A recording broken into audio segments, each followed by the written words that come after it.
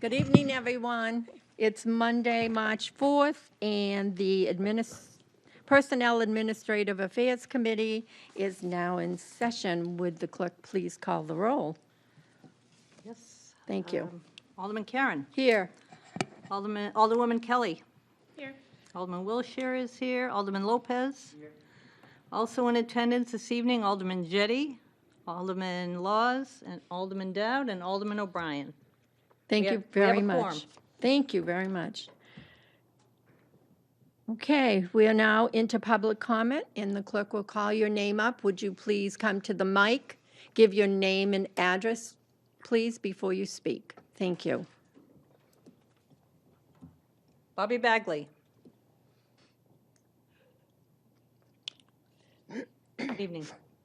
Good evening. Bobby Bagley, Division of Public Health and Community Services, 18 Mulberry Street.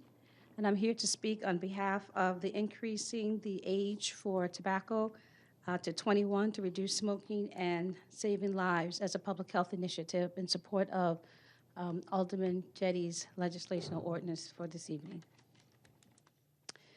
As a public health official, a part of my responsibility working for the city is to promote and protect the health of our citizens in the Nashua area. One of the components of public health is also in policy development. The ordinance that Alderman Jettie wants to put forth is an ordinance that we in public health believe is important in reducing access to tobacco to youth under the age of 21. There's research that actually shows by increasing the age of access to 21 reduces the age of younger adolescents having exposure to or access to cigarettes. Some of the data also shows that the younger adolescents actually get their cigarettes from individuals between the ages of 18 to 21. So if we put some environmental barriers in place, it actually reduces that opportunity for kids at the younger age of having access to cigarettes. It also reduces cigarettes in the schools, which is really important. One of the things that we found is that nicotine does change the brain structure, and it operates the same way that any other substances operate on the brain in adolescence. So the earlier youth are exposed to cigarettes and nicotine, the greater impact it has on their developing brains and sets them up for addictive behaviors later on in life.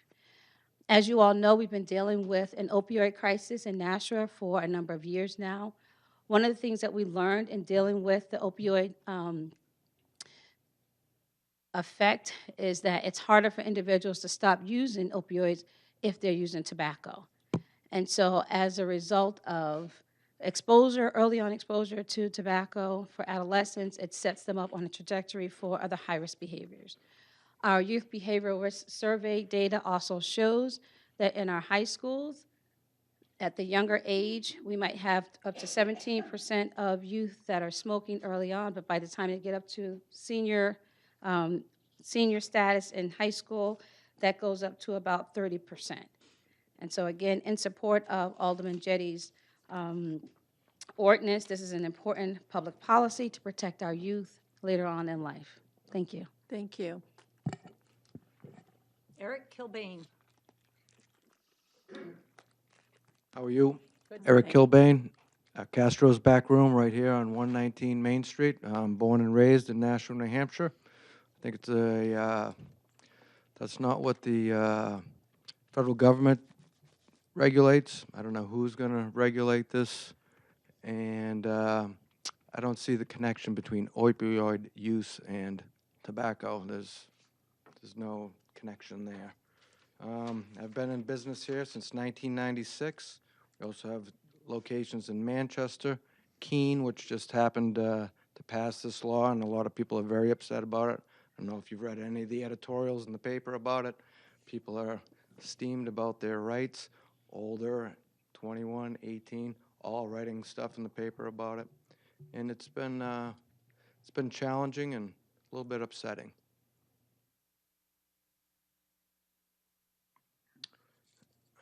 I've had many people have worked for me under the age of 19. I have two that are going to be doctors. I have one that owns 2 restaurants downtown. I have one that works for the State House in Washington, D.C. If they weren't surrounded by these type of people in my stores, you can come and visit the stores anytime and check it out for yourself, which I encourage you to do. They would not be, they say, in the position that they are in today because of it. So I'd just like you to think really carefully about it and consider people's rights. Thank you. Thank you. Michael Watt?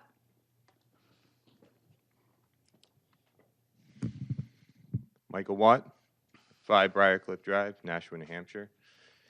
As many of you know, I'm very active in the community.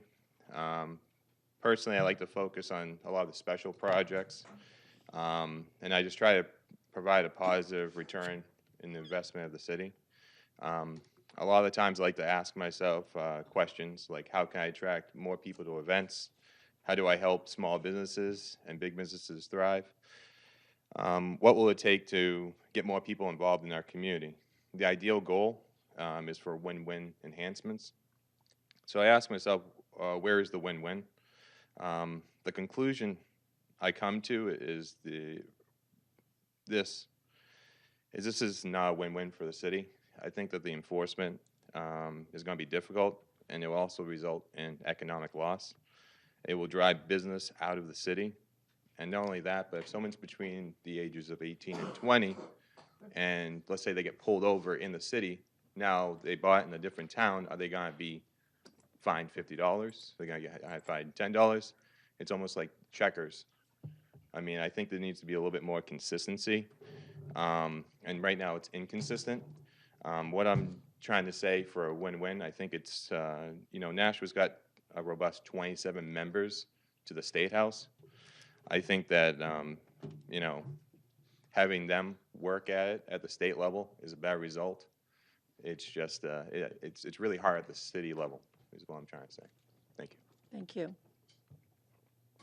Albie Budnitz.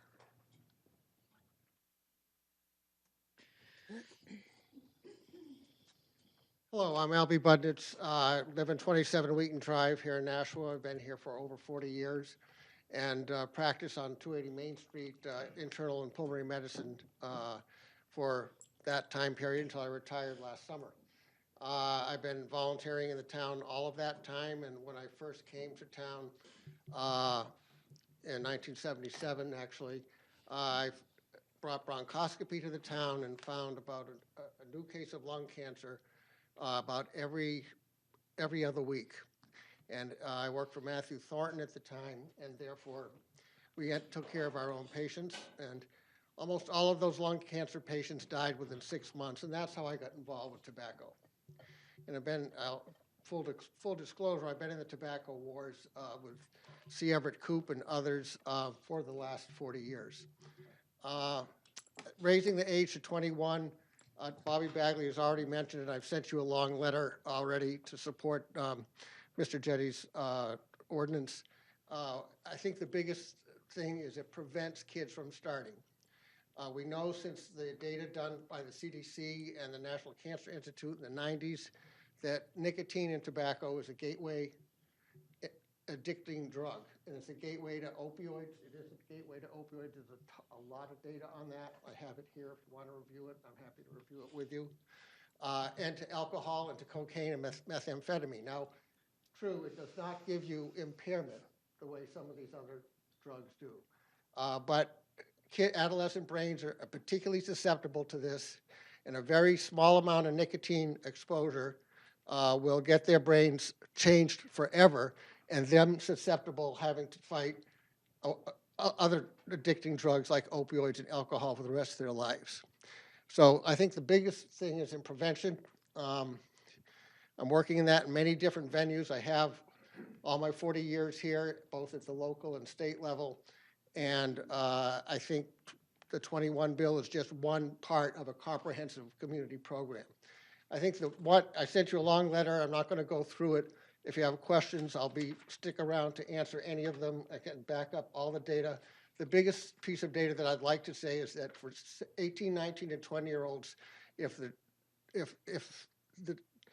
the age goes up to 21, you prevent between 20 and 30% of 15 to 70-year-olds from starting nicotine. And then the last thing I'll say is that nicotine, the only cost-effective way to get it, and the vice president of the New Hampshire Vape Association told me this actually, is to get it from a tobacco plant. And so these are tobacco products, and I think all tobacco products should be age 21. And I'll stop there. Thank you very much. Thank you. David Garofalo.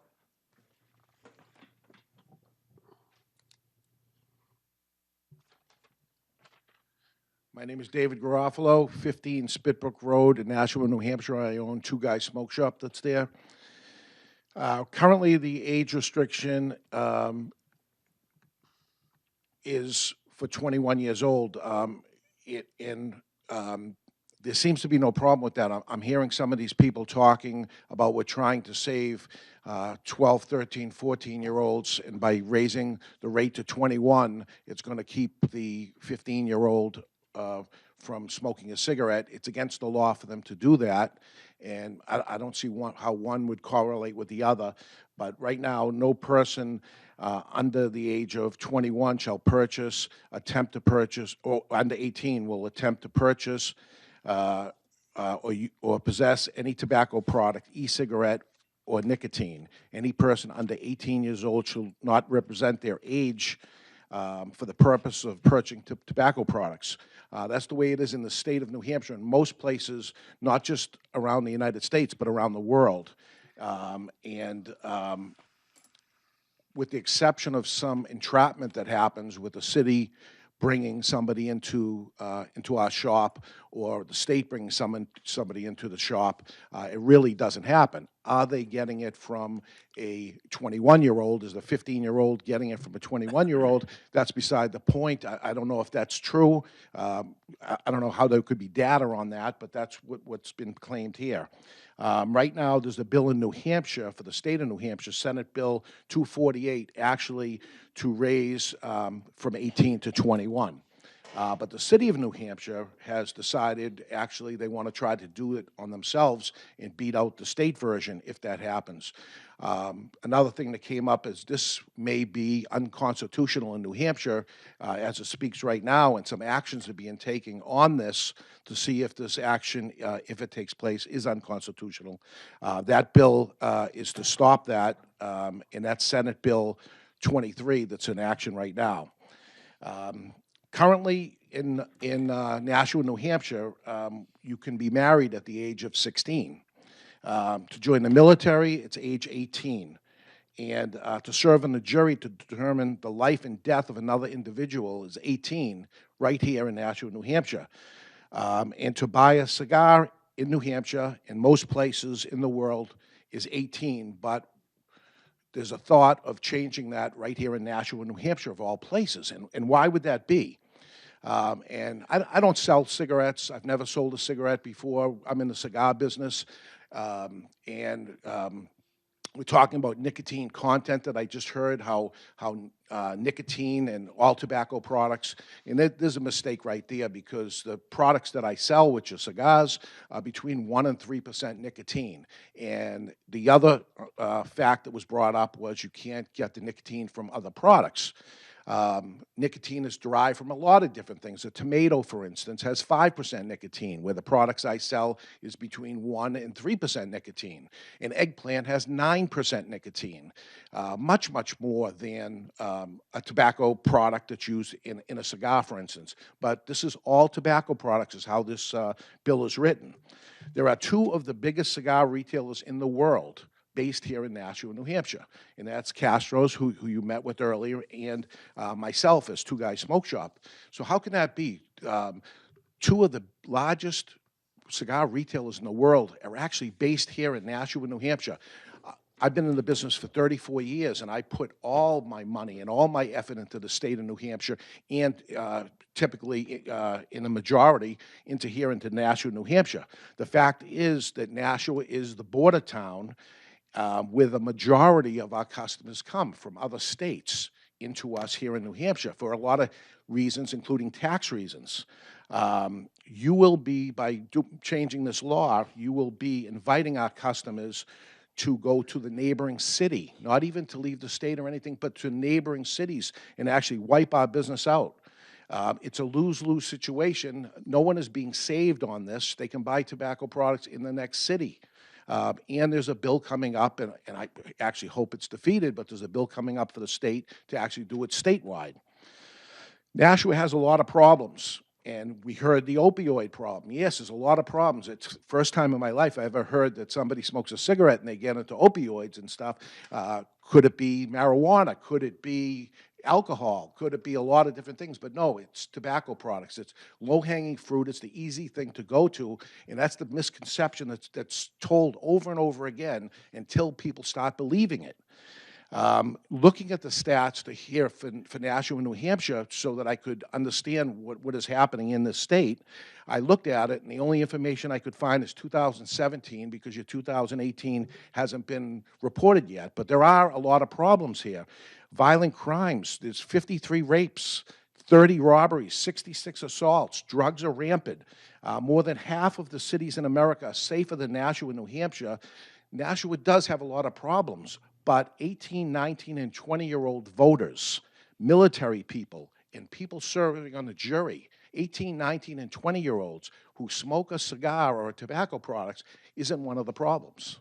We have a lot of problems, but that isn't it. Thank you. Thank you. That's our last speaker. Okay, that's our last speaker. Thank you all. Oh. Huh? Two people, looks like, weren't able to. Okay, that's fine. Please come to the front. Give your name and address, please. No problem. Ben Mullen, Southampton, New Hampshire. Dear Board of Aldermen, I'm the Director of Operations for Rapid Refill. We have a store on 160 Main Street, the Dunstable Road here in Nashua. We're opposed to moving the legal age to purchase to 21. It unfairly impacts the responsible licensed retailers here in town, and it will do little to reduce youth access. We have experienced this approach in some of our Mass sites. As you may well know, Mass just went to 21 across the board here recently, but prior to that, we had some towns switching ahead of time. And what we saw was anywhere from 15 to 20% decrease in business, which in essence, we had to decrease our labor hours at those stores. One thing I want to really point out is we have some things in place, some training tools in place to help us better manage this. We have a great process that educates the employees to sell these age-restricted products. Employees are trained when they're hired on what state IDs are valid. We also give them a test which they have to pass before they can start their first shift. It's the We Card training program, preventing tobacco sales to minors. The employees also sign off on an employment agreement stating that they could lose their job and or be fined if they fail to follow company policy when it comes to tobacco sales. For ongoing training, we partner with the BARS program. I'm not sure if anybody's heard of the BARS program. Very prevalent in the convenience store industry. They send someone in and our policy is to card anybody that looks 30 and under. So they'll send somebody in that looks like 29, 28. These employees of ours have to card those mystery shoppers per se. If they don't card them, they get a red card. If they get 2 red cards within the course of one calendar year, we have to let that employee go because they're not following policy and procedure. If they get a green card, that means they've done their job, and we reinforce that positive behavior. Finally, we, as you all know, we also get shops by the FDA, state and local stings. If an employee fails one of those stings, we have to terminate it immediately. So just some tools that we have in place to try to control the sale of tobacco to underage individuals. Thank you. Thank you. Is there someone else that was late? Stephanie Wolf, Rosenblum. Oh. I apologize. That's okay. Thank you very much.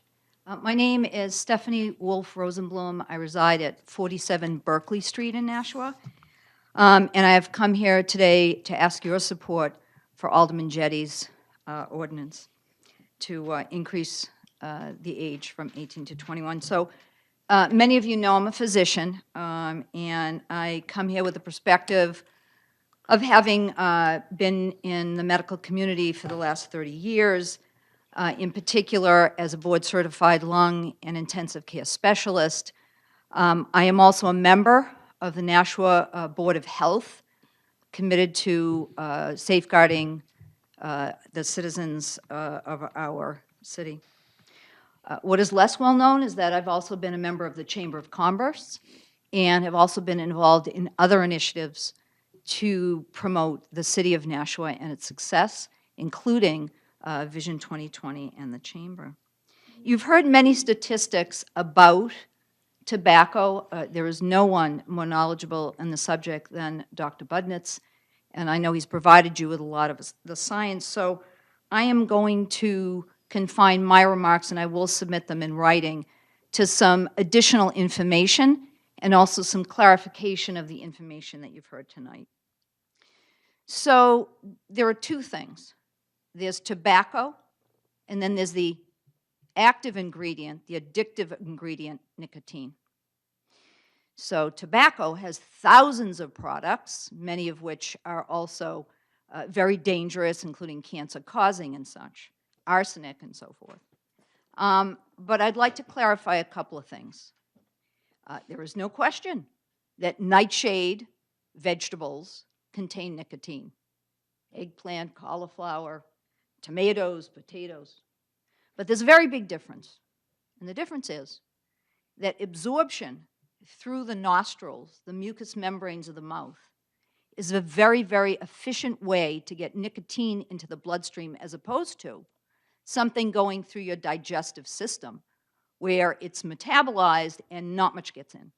So in order to duplicate the effect of one cigarette, you would need to eat 10 kilo, in other words, about 22 pounds of eggplant to duplicate the effect of one cigarette. So that's one thing. The second thing is that cigars are usually not used in the same way as cigarettes, but they are made with premium tobacco. And they have about 200 milligrams of nicotine per cigar versus 8 in a cigarette. So these are some of the important factors I needed to bring to you today. There's no question that nicotine is an addictive substance. There's lots of science about it. And in fact, I've heard people say, my patients say, that when they came clean from opioids, that quitting tobacco was as difficult as, if not more difficult, than quitting heroin, morphine, and such. And it is, without question, and all the science, and I know that it's been provided to you and will be provided to you, that when your brain gets acclimated to being jazzed up by a substance, it gets into the habit. It is a gateway drug. We know we have a problem in Nashua, and we know that we can save lives, that every dollar spent on prevention saves on the order of $18 in treatment and recovery.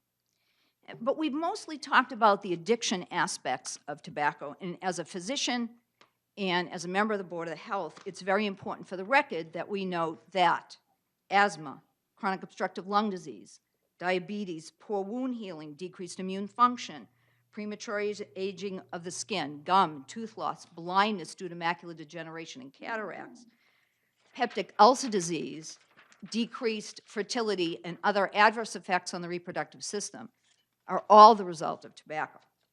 Now, it's also important to note that about half of all Americans who keep smoking will die as a result of that habit, and that every year, close to 500,000 people in the United States die from illnesses related to tobacco. It's about 1 in 5 deaths in the United States. It kills more people every year than alcohol, car accidents, HIV, guns, and illegal drugs combined. It will shorten your life by 11 or 12 years. It not only causes cancer, but it damages every organ in the body. As a lung and intensive care specialist, I have seen up close and personal all of these things and the effect it has had on their families. So I will tell you, I'm also a family member. And this is my memory of my beloved grandfather. A truck driver, a strapping guy, a ball player in his golden years, was so thin because his body just he couldn't eat enough, he couldn't metabolize enough because of his severe COPD. And his last wish to me was for me to escort him down to his family and the rest of the family in Florida with an oxygen tank, and I have my home medical kit to make sure that he could breathe on the plane so he could go there. And what I will tell you is, the only thing he smoked all his life was cigars. So in closing, with all due respect to the highly valued businesses in our city, in acknowledging that this ordinance will be very difficult to implement, there's a lot of questions that have been reasonably raised, but that's not a reason to discount the overwhelming evidence that nicotine is an addictive substance, it's a gateway drug, and it is a health risk to all, including those that get it passively. Thank you for your time and consideration. Thank you. That's it. Okay, thank you all.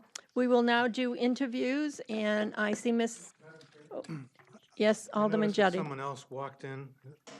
Did you want to speak, sir? I'm sorry, yes, I was under the impression, I thought this meeting started at 7:30, I apologize.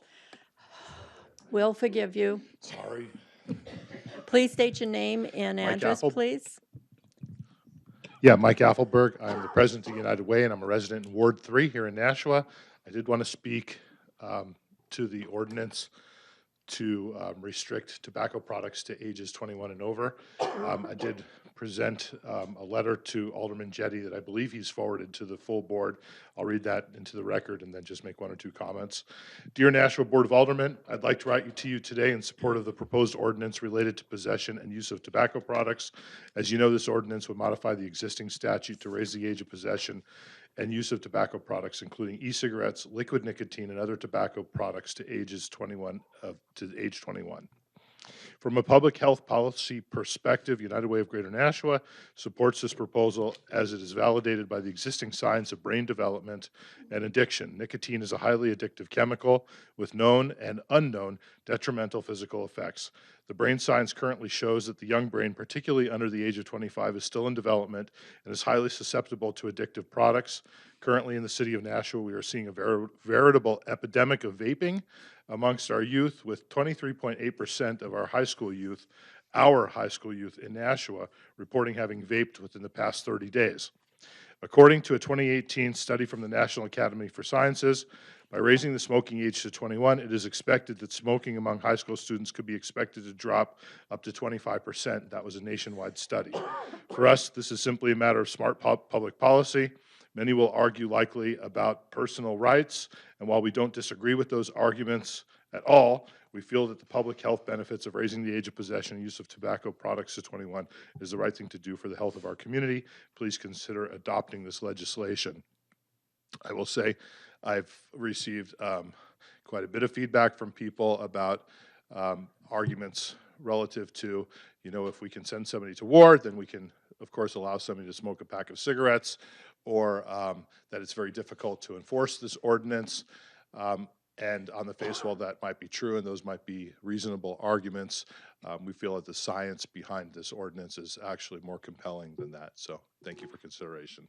Thank you. And I'll leave this, I guess, on the desk next to Alderman Kelly for you. Thank you. Okay. Okay, so I think that's it.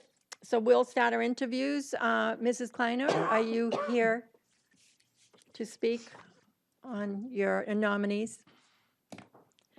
So we'll start with the Cultural Connection Committee, Margaret Lorette, Suzanne Harvey, and you said Sandra Pratt is not here, so just take some seats. Thank you.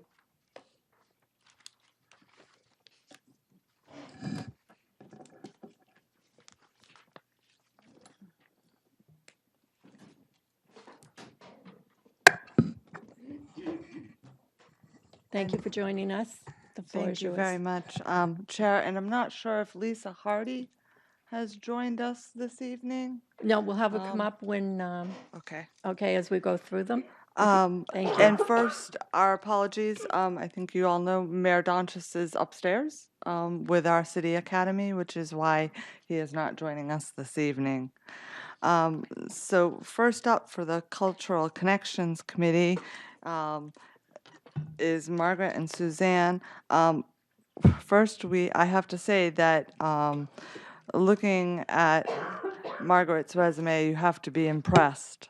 She has quite a bit of very talented experience. So everything from the National Community College to the Harvard School of Public Health. She has really been quite active in a number of things throughout her career. But what brought her to the mayor's office was that she had contacted us originally about a Polish Independence Day and celebrating that, and we got to know her. She actually joined the Cultural Connections Committee and has been attending just as a citizen, giving her input.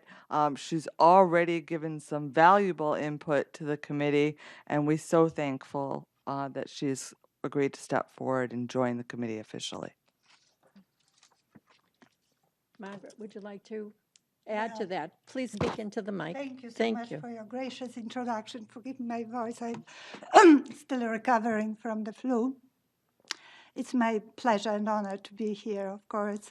I started being interested in this committee. I've heard about its accomplishment and wonderful activities, and I participated in a few of them in the past.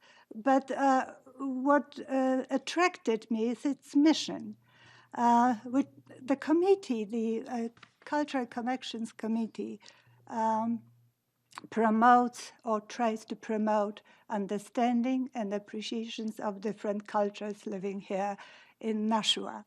And I can speak on behalf of Polish community I'm a member of. There are about 700 of people who claim Polish ancestry in Nashua, but that's the official number. I'm sure there are many more, as far as I know. That's a wonderful opportunity for people to contribute to this colorful town or city. And among the activities I've been involved in, volunteer activities since I retired, is a membership in the Polish American Congress of New Hampshire, which is newly added chapter to the existing 41 chapters of this old organization, one of the oldest in the States. And I also enjoy very much my weekly meetings at the library, where I started the Polish discussion group, which is conducted in English. You are all invited.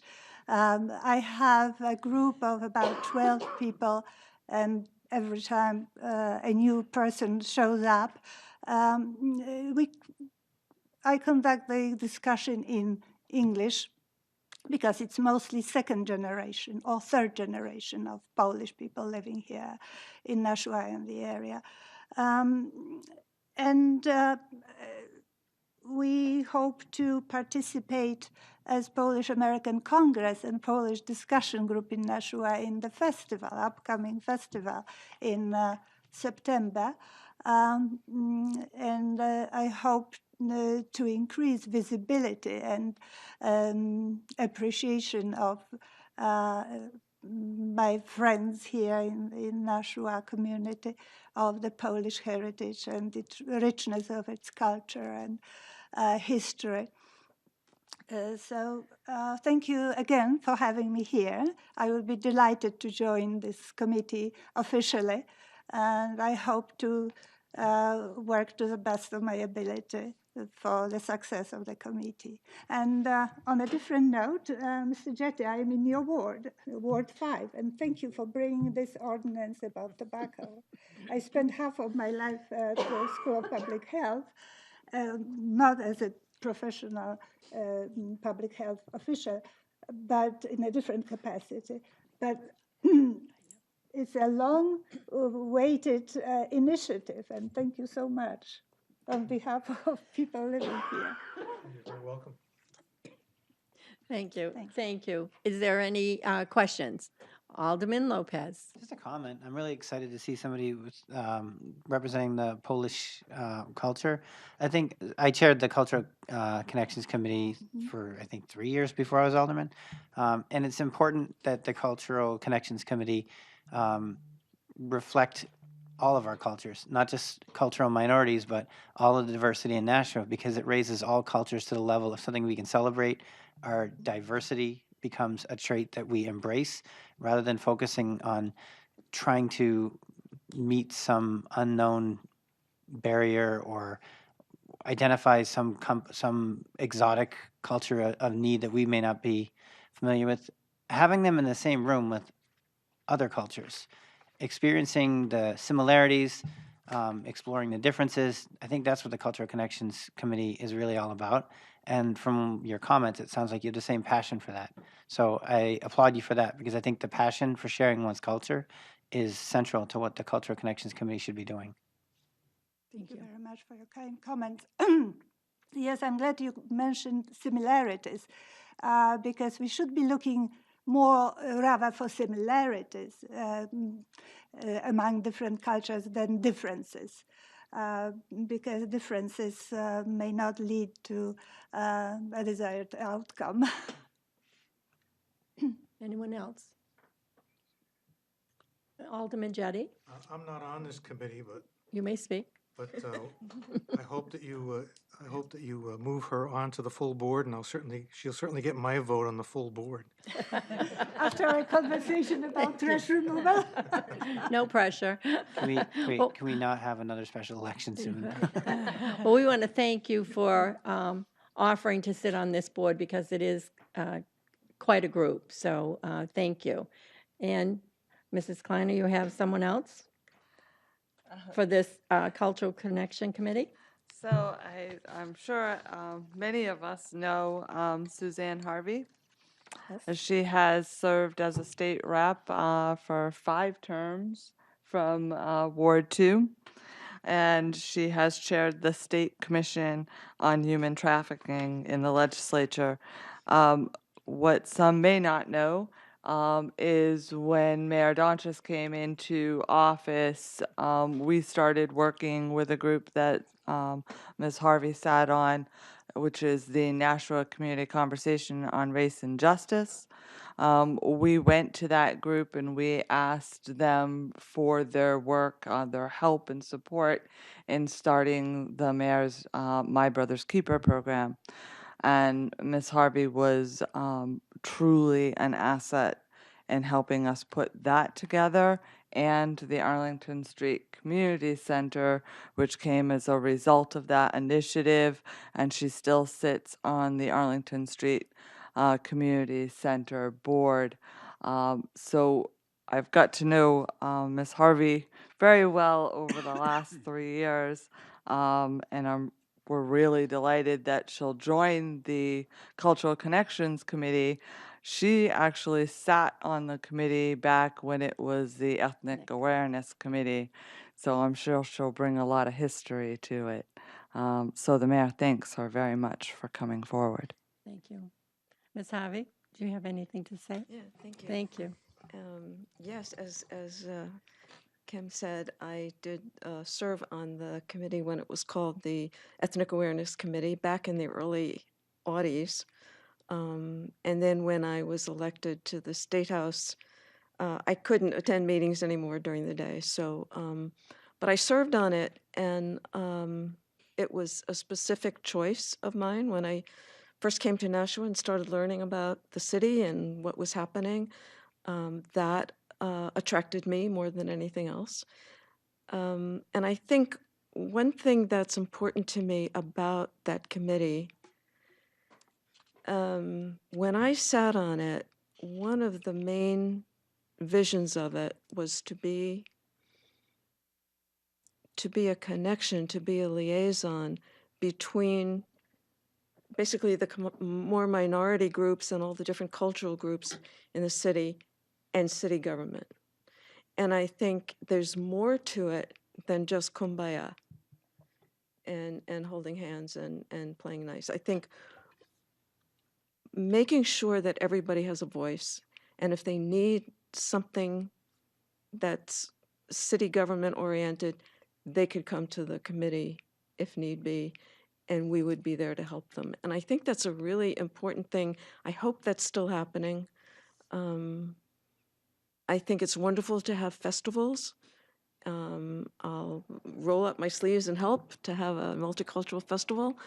But I think this other half of it is just as important, to really be a liaison with the city government. And this is sort of making sure that everybody has a voice has been important to me in everything I've ever done in Nashua or before. And I know back in the days when I lived in New Jersey, there was a very biased incident that happened in a neighboring town, which had been in its history a covenant town. And I thought, well, it happened at the high school. And I thought, I didn't want something like that to happen in our town in New Jersey. And I went to our mayor, whom I did not know, and I said, look, we have to do something preventative. We have to be proactive about this. And this was back in 1994. And I came up with the idea of doing a weekend based, a diversity weekend based on first night. So all weekend long, there were different activities. There were fun things like performing art things. There were panel discussions. And people could choose whatever they wanted to do all weekend and do multiple things. And we even invited a guest speaker. One of Dr. Martin Luther King's daughters came up and was our keynote speaker. So it was very important to me. It's one of the things that I'm really proud of, that I was able to do, to just showcase our town and say that that kind of talk is not welcome here. It's the same thing when I after I chaired the Commission on Human Trafficking in the legislature, I was the prime sponsor of the first human trafficking bill, which became law, and basically said, traffickers, you're not welcome here. You know, we'll find you and we'll put you in jail. So anyway, I would be very honored to be on the committee again, and I would welcome the work that it takes. Thank you. Well, thank you. Any comments? Alderman Lopez. So first, I just want to clarify, it wasn't called the Ethnic Awareness Committee like way back in history. I was chairing it at the time we changed the name, and I think some of you were aldermen who voted for it, so it was like 5 years ago. Just to clarify, because people kept saying back in the olden days. But For us, it was older. I think Ms. Harvey is right when she says that both sides of the purpose are valid, because there is the celebrating the diversity and there is fostering a connection with government and ensuring that people's needs are represented. So I appreciate you bringing attention to that. Particularly, human trafficking is in the public eye right now, thanks to an unfortunate sports franchise owner. And that is an issue that's not just for celebrities or international. It's been issues we've tackled here in Nashua. And one of the best ways to prevent human trafficking is to ensure that everybody has a voice.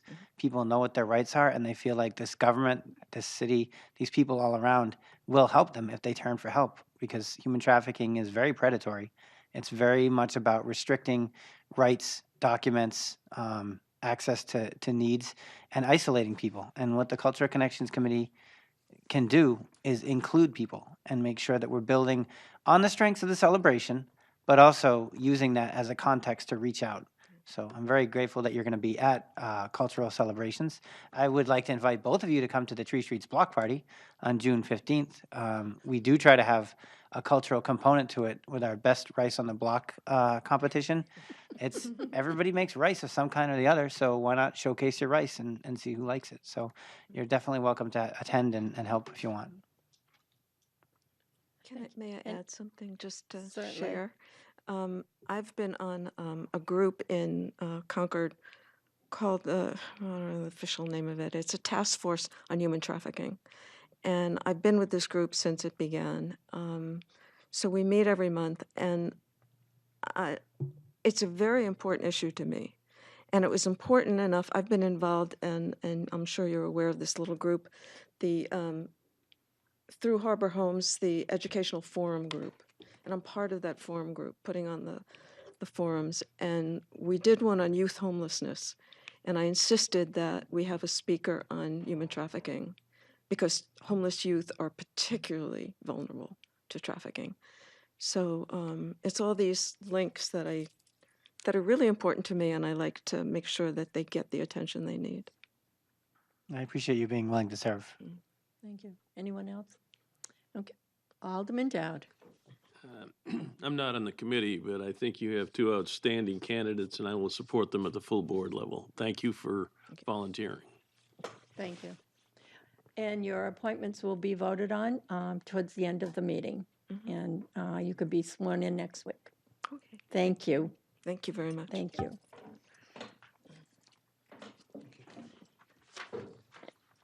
And now for the Downtown Improvement Committee, David Grabowski. Thank you.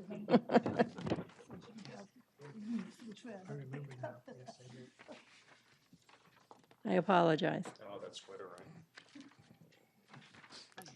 You're not the first. But I am also Polish, so if that helps at all. See the connection? Yeah, see the connection. Cultural connection. Grabowski.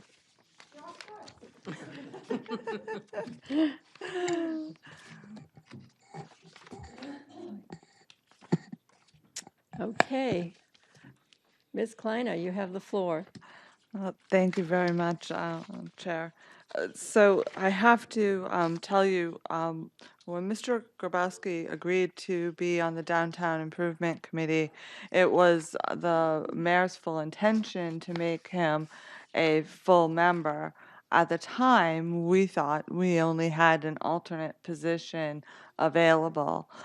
So he was brought forth to you, and he joined the committee as an alternate. It was a few weeks later, and it hasn't been that long since you've been just on, 2 meetings so far. that we realized in our era, we do have a full-time position. So we thank Mr. Grabowski for coming forward again to meet with you and be interviewed. He has been attending the committee and continues to be a great voice for it. Fine, thank you. Would you like to speak? I'd be happy to answer any questions. I'm honored to, as I was originally, to be part of the committee. I've tried to be as active as I can in the community, serve with Alderman Kelly on the board of directors of the Nashua Soup Kitchen and Shelter, also on the capital campaign committee for the Nashua Performing Arts Center, the advisory board for the Nashua Community College. So anything that I can do to help be of service to the city, I'm happy to do so. Thank you. Alderman Wilshire. So are you retired? No, no. I'm also a small business owner here Good in for town you. as well, so. Good for you. Well, you're a pretty busy guy. Well, thank Yes. you for your willingness to step forward and help us out. It's my pleasure. Appreciate it. Alderwoman Kelly. You took my comment, but that's okay. Mr. Gabrowski and I actually serve on a number of boards together. He's extremely active and very committed to all of those. I appreciate him also as a business owner. I see his business, and we talk about that as well. So I appreciate you stepping forward and coming a second time to our committee. No trouble. Thank you. Alderman Laws. I'm not on this committee either, but I am on Downtown Improvements Committee, and I hope I can speak for the rest of the people on that committee that we are very happy to have Mr. Grabowski on the committee with us, so Thank you. Thank for you. what that's worth. Alderman Lopez. I am on the committee, and I feel like if you go regularly as an alternate, then that's all I need to hear. We already grilled you with the questions, but the number one question is really going to be, is the person going to show up and contribute? And I mean, I think the consensus is you've earned this already. Thank you. Thank you. Your appointment will be brought up at the end of the meeting. Thank you. Now, Ms. Kleiner, did you say Lisa Hardy was here? No. Is Lisa Hardy here? No. Okay, so they'll have to come to the next meeting in April. Thank you. Communications. We have none. Applications to license hawkers, peddlers, vendors. We have none. Okay, appointments by the mayor. I will make a motion to recommend the confirmation of the following appointments by the mayor. To the Board of Assessors, alternate member Mary Lou Blaisdell for a term to expire April 24th, 2021.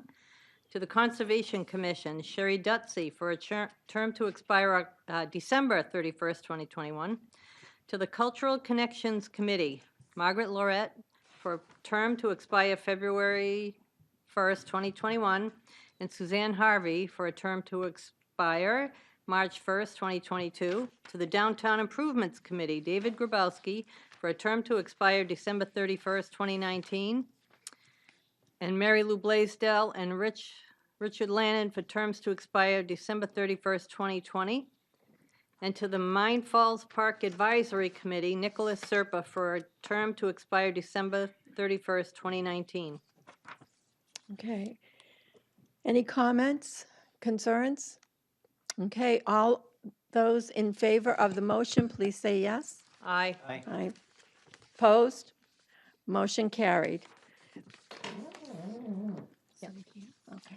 I will make a motion to table the appointment of Lisa Hardy and Sandra Pratt to the Cultural Connections Committee. Any comments or concerns? Okay, all in favor? Aye. Opposed? Motion carried. Now we have unfinished business.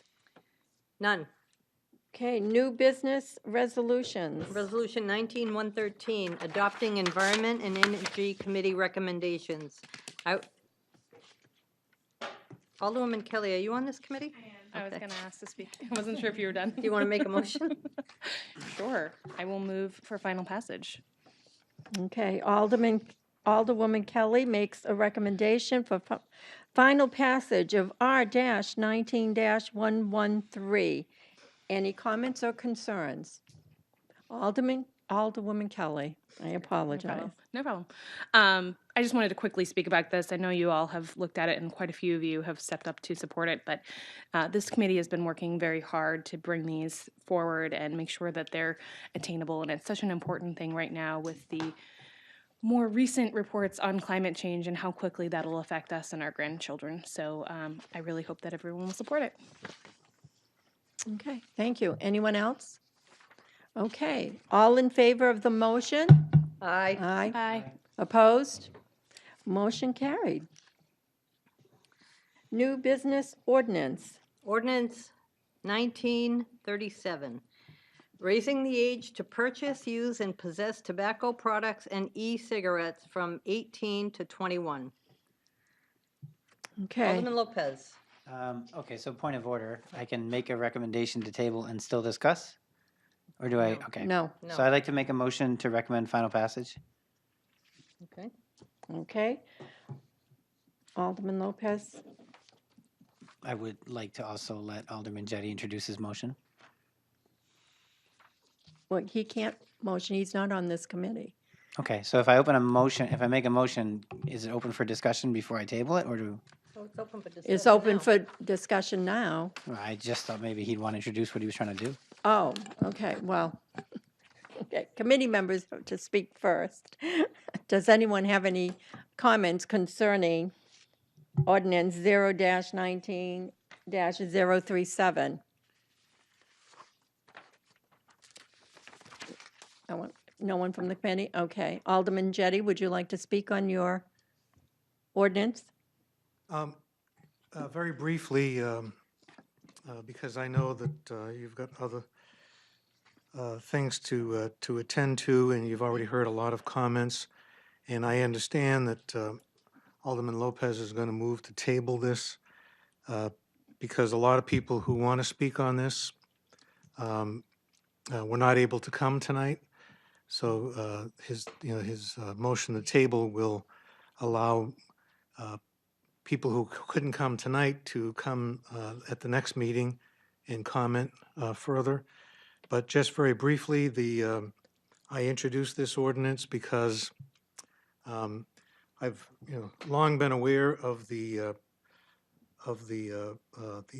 ill effects, the harmful effects of tobacco and tobacco-related products. I learned this January that Keene had passed an ordinance very similar to this one, raising the age at which people can sell or at which they can obtain tobacco products from 18 to 21. And I was surprised because, as you know, the city cannot do anything that the state doesn't allow it to do. But I learned that the state law, which is currently that people has the tobacco age at 18, that law has a provision in it that allows cities and towns to pass a higher age.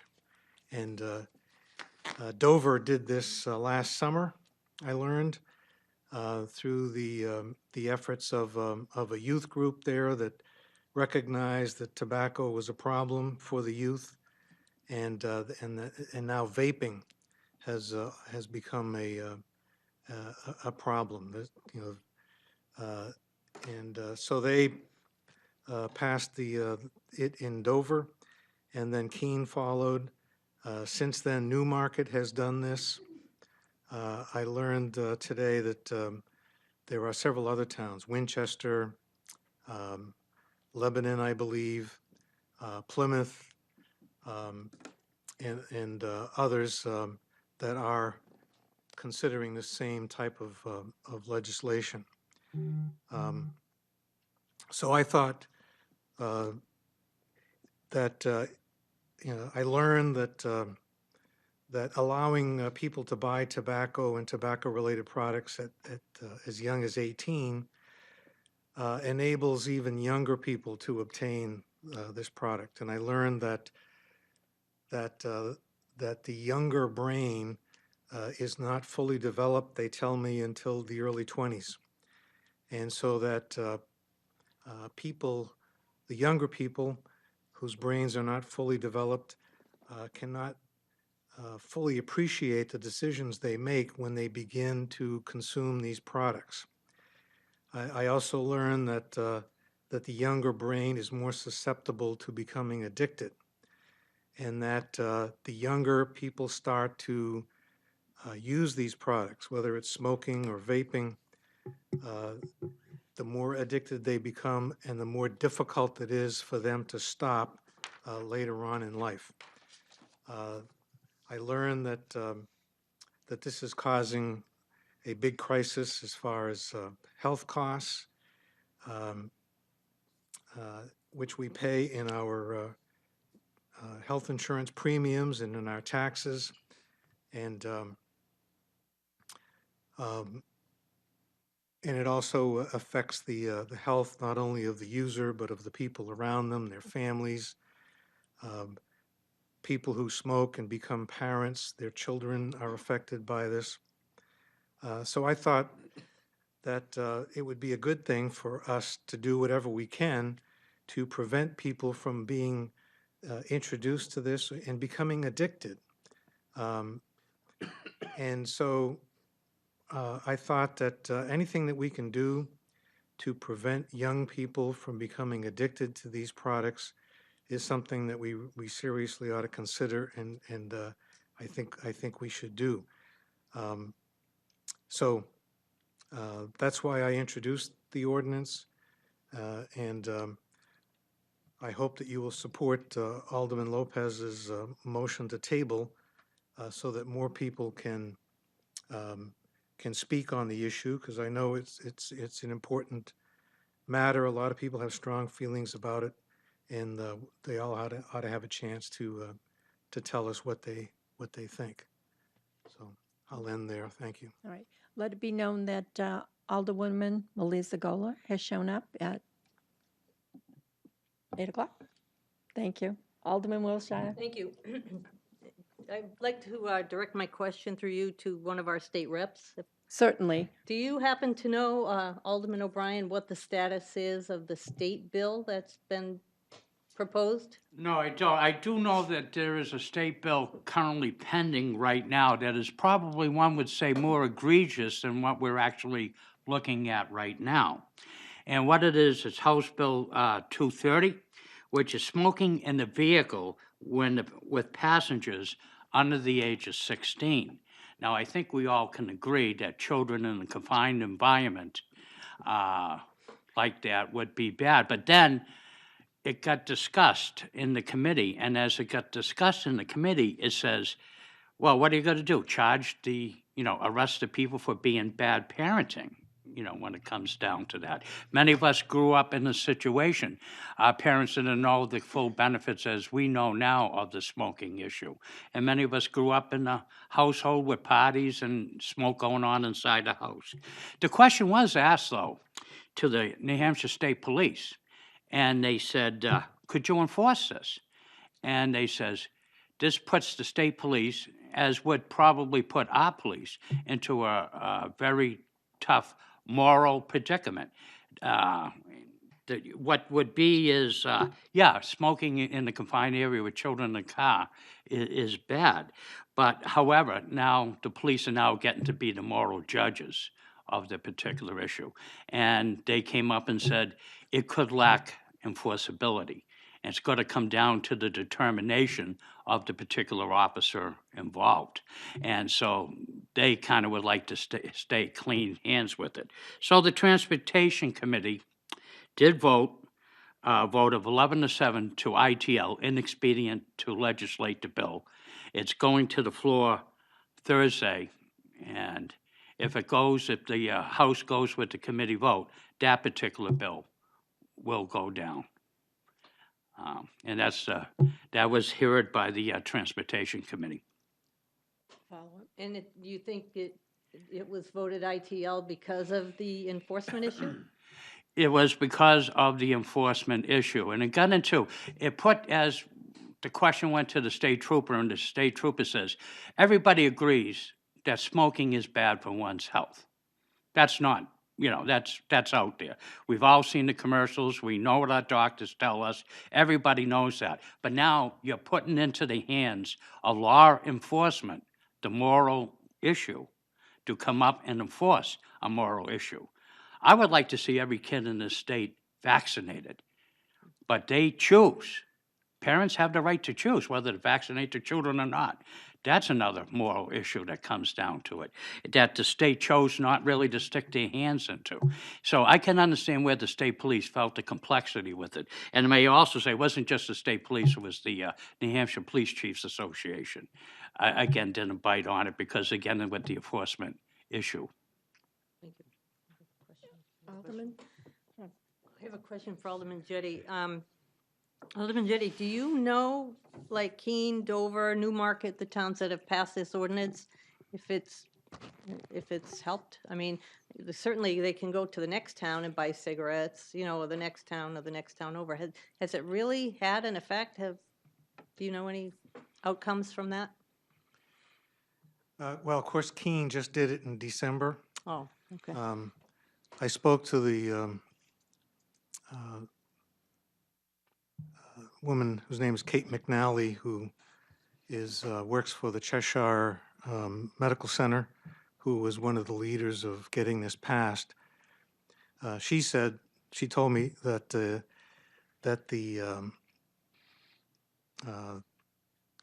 has not been many complaints or any complaints about it. She did say that there was one. I don't know if it was bless you. I don't know if it was a vaping store or a cigar store. There was one that was upset about this and moved out of town. But other than that, she said that the police said that they have no problem. Right now, the law is that you can't possess or buy tobacco if you're under 18. And the police have not complained about an inability to enforce the law as far as the age of 18 is concerned. All this would do would be to raise the age 3 years to 21. There was, to your question about the state legislation, there was a Senate bill that would raise the age from 18, as it is currently in state law, to 21, sponsored by Senator Waters from Dover. And that was before the Commerce Committee. And the Commerce Committee voted to hold that legislation in committee, which I'm told means that it will not go to the Senate floor for a vote, but it is subject to being, Senator Waters plans on bringing it up again in January. But so right now, it's not going to become a state law this year. Thank you for that. And Dover says that it has not been a problem. In fact, the retailers have once it became law, they embraced it, and they started displaying the signs, just like you see the signs now, 18. They changed them to 21, and they've been cooperating fully in Dover, according to Senator Waters, who is in Dover. Thank you. Alderman O'Brien. Thank you, and I appreciate what Alderman Jettie. Usually when things get taken out of committee, gets tabled, and basically when it gets tabled, I can speak for the House. You need 2/3 of the House to vote on it to bring it back, and that's like not good, So I think maybe, perhaps, the Senate has spoken. But the thing is, that I look at this is we are talking about an 18-year-old. Uncle Sam takes these 18-year-olds, and whether they're smoking or not, evidently Uncle Sam, I understand, I heard our public health director explain the brain structure in adolescence and everything, but evidently Uncle Sam doesn't seem to care if the 18-year-old smokes or not, trains him on M16s, hands him grenades and other different things, and think his mental capacity is fine. And I'm very proud of our young men who do serve. And I look at this, if they're willing to go and fight and die for this country at the age of 18, then they are emancipated adults, and then they do have the right to make adult decisions. And I think this is what this bill is all about. I'm not going to argue the merits. I fought fires for 35 years. I evaded probably a couple hundred cubic feet of smoke in my career, and I smoked cigarettes during the majority of that time. I probably got the sword of Damocles above my head. Particularly then I come to find out I wear gear that was supposed to protect me, is now I come to find out the chemicals in it is provided me with cancer as well too. So, but the thing is, these are choices that adults make. Whether to, go have a drink, not to drink and drive, other different things. And I think at issue here is I don't want to get tied up into the moral aspect because I cannot. Common sense tells me smoking is bad for you. That's why I quit.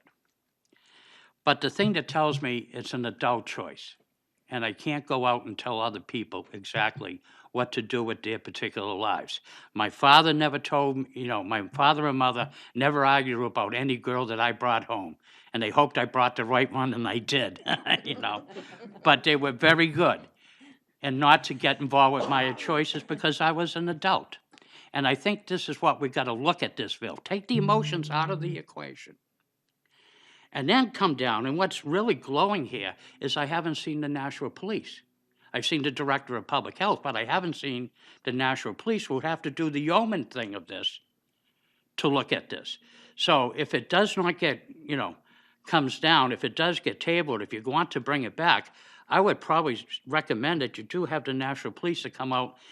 Of course, they're gonna enforce any law that we make, but I think we all know sometimes some laws get enforced wholeheartedly and some get blasé. And because I have questions, and the question I have, what about the kid that bought cigarettes legally in Merrimack? And then is driving down Main Street, and he's got the cigarette butt in his mouth. He's, 18.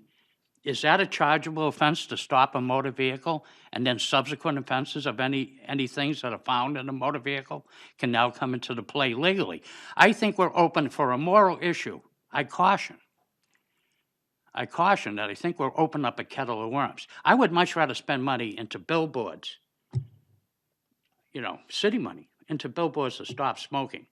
I agree with that 100%. It's a better way to do it. This is, I think, getting a little bit complex, getting a little bit deeper. And the federal law still is in effect since 1920. 18 is the legal age to smoke. So the federal government has not changed it.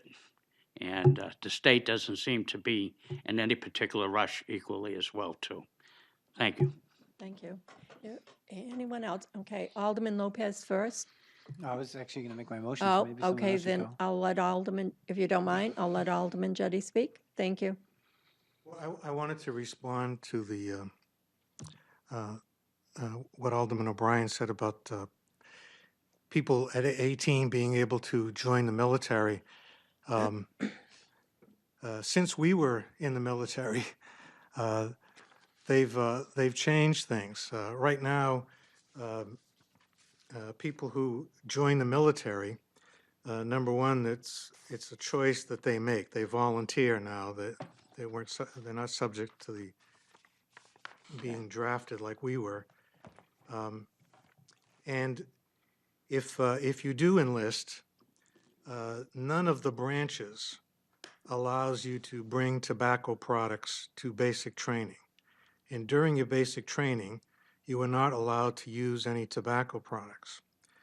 And after you complete your basic training, the Department of Defense has instituted a very rigorous program to try to discourage people from ever taking up smoking because it harms their health and it negatively affects their combat readiness. And you cannot smoke inside a military building. You can't smoke in a submarine. The Department of Defense is actively trying to stop people from smoking. The idea of an 18-year-old being a legal adult is true. But we recognize that people at 18 don't have the judgment of people that are older. For example, Alderman O'Brien, people can vote at 18, but they can't run for the state senate. They can't run for governor's council. They can't run for governor. They can't run for federal office. People who are 18 can make legal contracts, but they can't rent a car. You can't even adopt a pet from the National Humane Society at 18. You have to be older. You can't drive a truck that carries hazardous materials. You can't drive a truck across state lines.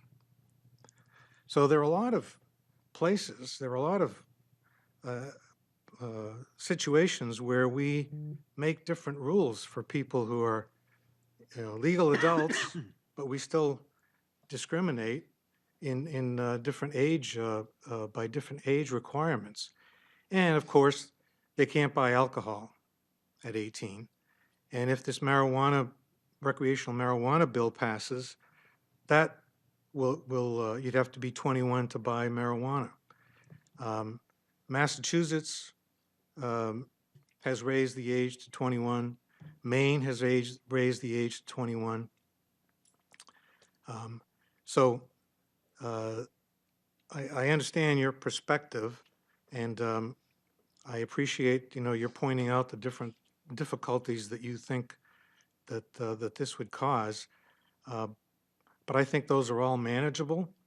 And I think that if we can do anything to stop a child, and even an adult at 18, from becoming addicted to tobacco, like we did, and then have to struggle with once they figure out that this is not a good thing, to have to deal with trying to stop. Anything that we can do to stop that addiction to begin with, I would like to do. Thank you. Anyone? May I respond? Yes, Thank Alderman you. O'Brien. Thank you, Madam Chair. Alderman Jettie, you are correct, and I agree with you. But like I say, in the case of the military, they can do all these things and make recommendations. This is exactly what I'm talking about, the moral issue. I mean, we should scream from the mountains, smoking is bad for you. Nobody's going to sit here and tell you that you're wrong in that particular point. The thing is, even the federal government realize after you complete your basic training, you're emancipated, you're an adult. If you wish to continue smoking at that time, even the federal government recognizes your emancipation. The thing is, you said the key words. You said states. Now, 10th Amendment does say Nashua could act as a state, or the government itself, to make that ruling. But generally, I would feel much more comfortable if the state of New Hampshire made this ruling, and not the individual city that we are. Because I don't know, what could be the possible challenges? Keene has not been challenged yet. Other communities have not been challenged yet.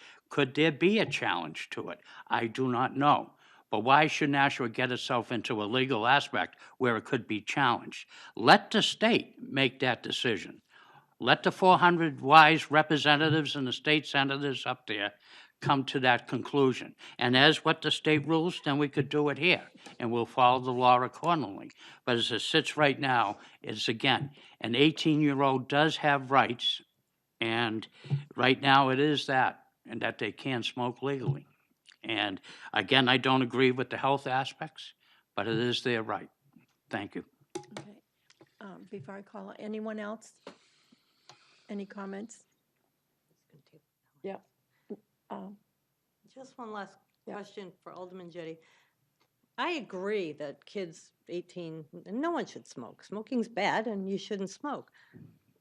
But is this really going to stop somebody from smoking? I mean, they can go to Hudson. It's not any different than going from one side of Nashua to the other. I don't see, and I understand that it's, it would be a good thing to do, but I'm not convinced that it's going to do what you're expecting it's going to do. Is it going to stop somebody from smoking? I don't know. I don't know the answer to that. Could I respond? Okay. Go ahead, Alderman Jettie, and then Alderman Laws. So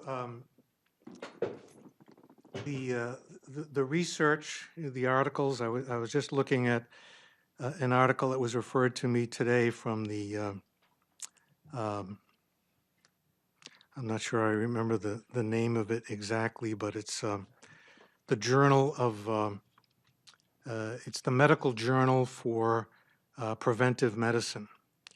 And they said that the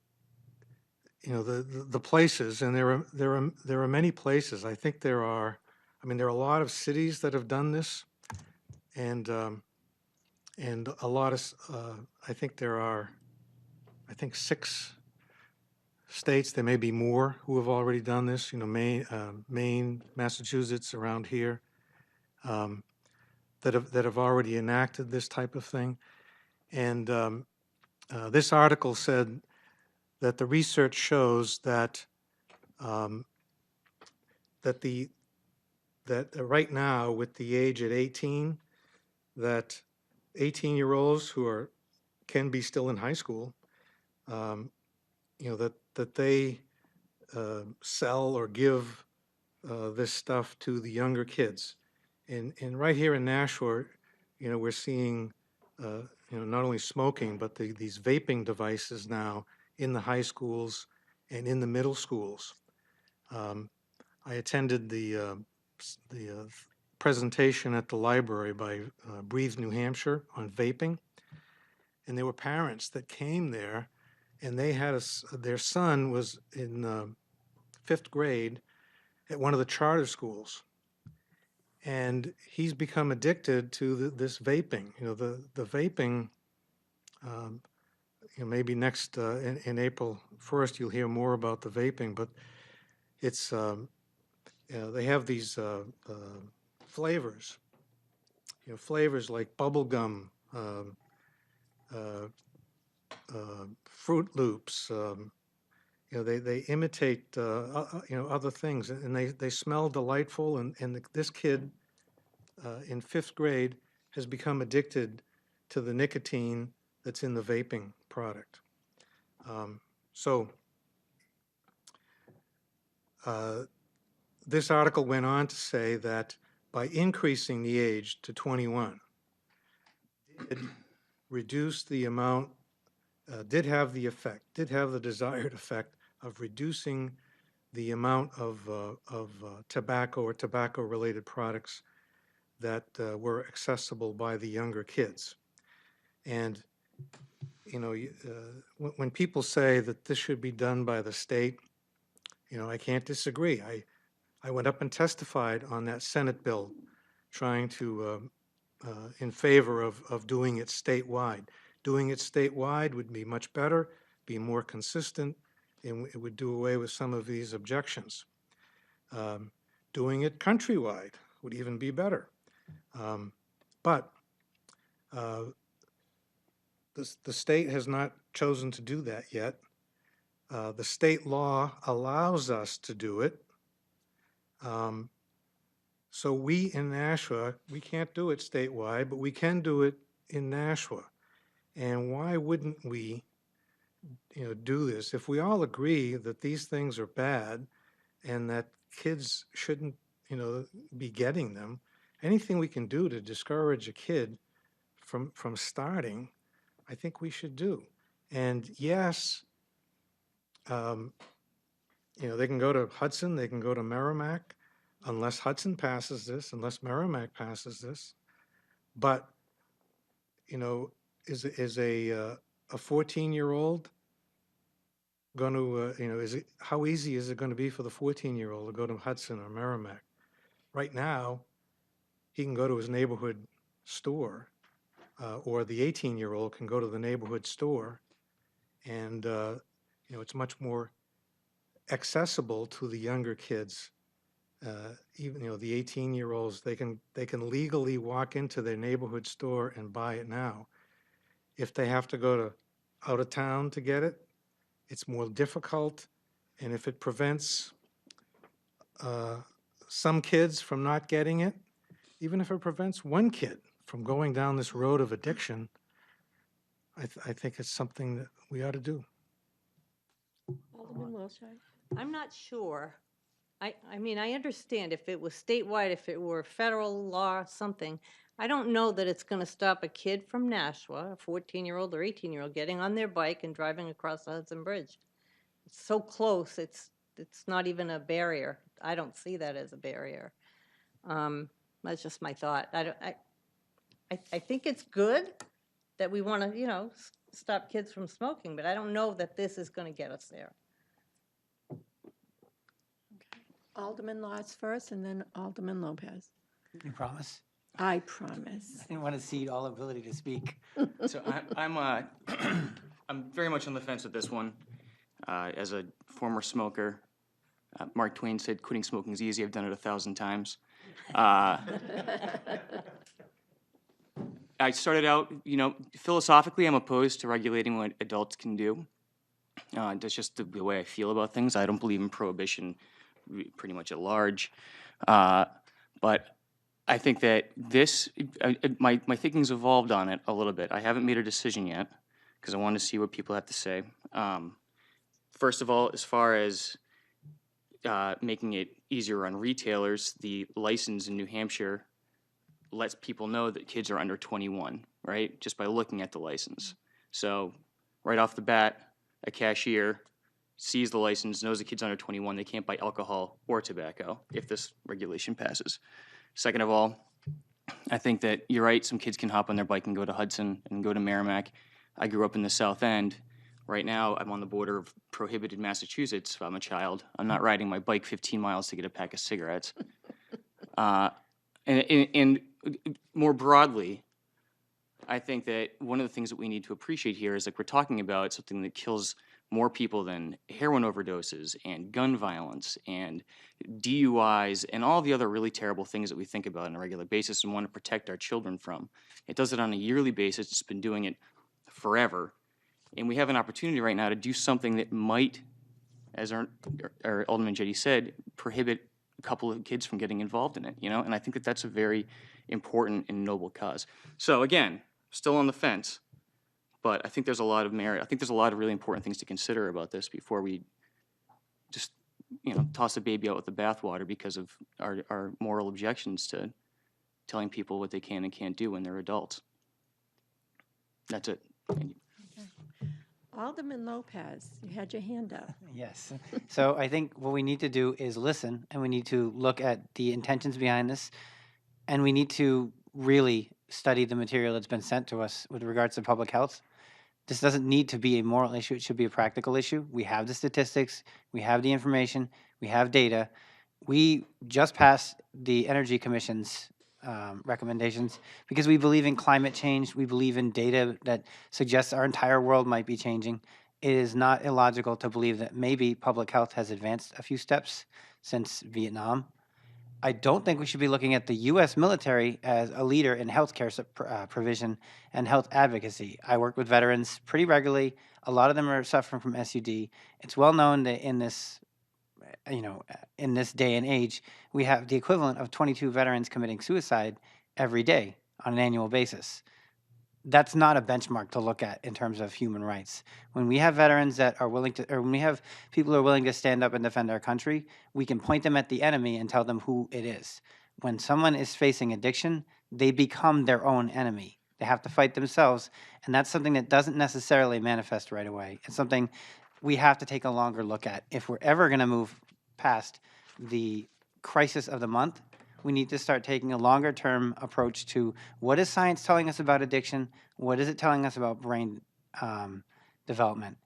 It's been saying this for a while now, and as we debate who should make the first move and what the real, like, is this really going to do anything? Instead of what our roles are as representatives in Nashua, people are moving down the pathway that, science, again, is telling us there is a correlation between using nicotine, altering your brain during its developmental phases, its crucial developmental phases, and what we have to deal with later as a healthcare crisis. So I think it's very important for us to listen. I don't think we should approach this from a particular perspective of I already know my answer and I'm going to look for the argument that will support it. I think all of us need to take a good look at the information and be willing to educate ourselves, because once the issue has been raised, we do have to make a decision. We can't just pass it down the river or throw it, to a larger domain. We should listen, and we should represent our people to the best of our ability. So that's why I'd like to table it. Okay, so Alderman Lopez has asked to table, what's the number? Yes, I know. 0-19-037, and it's non-debatable. So all those in favor of tabling, say aye. Aye. Okay, opposed? Okay, so this is tabled until April. Thank you. Okay, next on the agenda.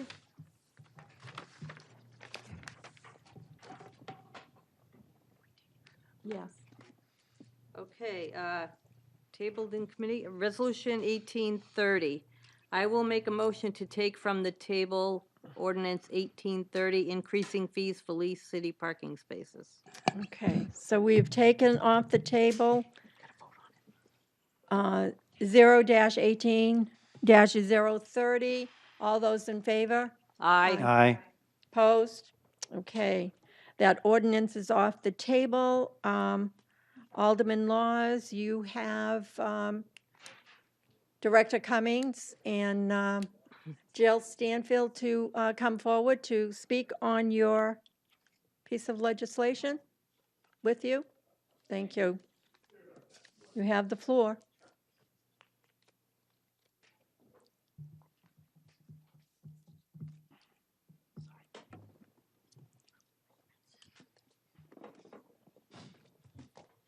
Dr. Cummings explained this. He brought it to my attention in Downtown Improvements Committee about 400 years ago.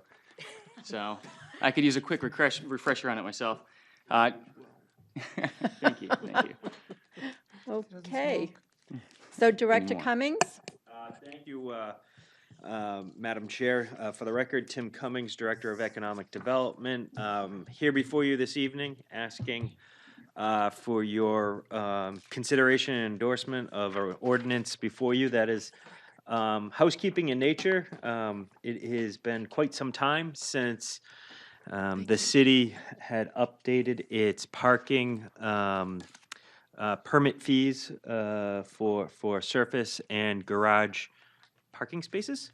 And the ordinance before you just tries to bring us a little bit better in line with the current market of what is currently being charged. I am going to defer to our parking manager, Jill Stansfield, who's joined me this evening, who will go into a little bit more depth on this conversation, and I'll be available to answer any questions if they do arise. Thank you. Okay, fine.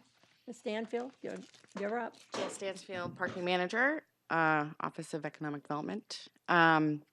We met with the Downtown Improvement Committee last May and discussed the lease parking rates here in Nashua, and I had also pulled together some data of surrounding municipalities and the rates that are around us. And it was after putting all that data together, it definitely looks like we're behind the times a little bit with our rates. So I've provided, along with the memo here, that data from the surrounding communities with the different surface lot rates and the garage rates. And then also, let's see, the garages are both at or above capacity. They have been now for a couple of years. So that's another reason to try to bring these rates kind of to the market rate. And also the meter fees were increased back in 2011, and the lease parking rates were not looked at during that time. So we're just looking to kind of bring the lease parking rates up to where they should be based on market data. And the recommendations after meeting with Downtown Improvement Committee was to go from two different lease rates in the garages. We have a covered rate, we have an uncovered rate, and to bring that all into one rate. So it would be more of a first come, first serve. The neighboring communities also practice that. And after meeting with Downtown Improvement Committee, we decided to look at kind of phasing this in over a period of time, so it wasn't such a big shock to our lease parking customers. So the recommendation was to, for year one, which would start January 1st, 2020, we would increase the lease parking rate in the garages to $60 per month. And in year two, starting January 1st, 2021, raise that rate up to $75 per month. And in addition to that, the surface lot rate would also increase from currently it's $50 per month to $65 per month starting January 1st, 2020. Okay. Question, Alderman Wilshire. So the increase, this is to you, parking manager. The garage lease space are going from 30 to 60? So the rooftop is currently 30, yes. So it would be going to try to bring that rate into one rate instead of having the two different rates. It would go from, for the rooftop, would go from 30 to 60, yes. And then the second one, the garage lease space The following year would go from 60 to 75. Yes. That's what you're saying, okay. Thank you. Alderman Lopez. I had two questions. One, the garage you stated was at or above capacity, as in all the spaces are leased, or as in the leased spaces within the garage are leased? The lease spaces in the garage, so there's a certain number of spaces within the garage, and we have oversold that number. Okay, so I was just asking because there have been ongoing complaints about every snow emergency, whether there is space in the parking garage. So I wanted to confirm that you were saying that in that kind of an event, that the lease spaces, there's already enough cars to take the lease places during the day. So when there's an emergency and there's a surge of vehicles, it's probably not necessarily adequate. So the city tries to issue snow emergencies on the off hours. Our lease parking hours are from 7 a.m. to 5 p.m. Monday through Friday. Mhm. And that's one of the reasons the city has been trying to issue those snow emergencies outside of the lease parking hours, because it does cause a problem. There is not enough space, because we ask all of our overnight parking folks to park in the garage during those snow emergencies. My other question is there a deficit going? Like, is there a reason we need to double some of the rates here? Like, are we low on money or? Would you want me to? Go ahead. Madam Yes, Chair, you if I may. may. No, there is not a deficit, but we are not keeping up with the times in terms of the market. But more importantly, even than that, is it is expensive to provide structured parking. And we have a lot of deferred capital maintenance in the garages. And I will just tell you that, I know that we're going to need to invest in those structures in the coming months or in the coming years or sometime in the near future. And if we can bring in additional revenue to help offset that, that will be just good planning for the downtown. Okay, Alderman Lopez. Just to clarify, I would say a need for capital infrastructure improvements is a kind of deficit. If we know we're going to have issues with maintenance coming down the road, it would make a lot of sense to actually plan ahead for that. I just wanted to find out if that was the case. Like, we know that we need to replace lighting, or, something's moving towards the end of its engineering life or something like that. If we can foresee a need, then it's easier to justify this. I just, as the alderman downtown, am I going to look forward to people saying, wow, you guys just raised taxes for fun over there? Okay, Alderwoman Kelly and then Alderman Dowd. Yeah, just a question around where the fees go. I was under understanding that parking fees go to Downtown Improvement Committee to make decisions, so it wouldn't necessarily go up against capital improvements. Not all the money from parking goes to the downtown. It's a portion, right? Is that true? It's a portion. It's just a portion of it? Okay, Yeah. thank you. Okay, Alderman Dowd. 128,000. Yeah, a couple of questions. Does this impact the agreement we have with a major employer here in town? So those fees stay the same. That's good. The other thing is, do we have a special revenue fund that we put aside money for the repair of those garages, or is that catch as catch can? Even though we raise the fees, they could still let these deferred maintenance things go to heck in a handbasket. So should we have a special revenue fund and at least put a portion, if not all, of the parking fees from the garages into maintaining the garages?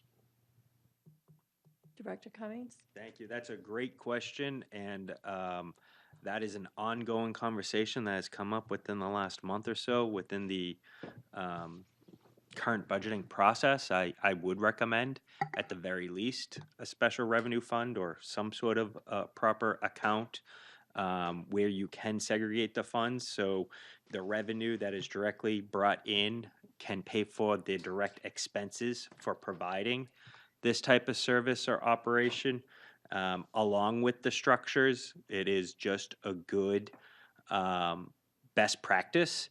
That way it doesn't go on to the backs of the property tax owner and the tax rate.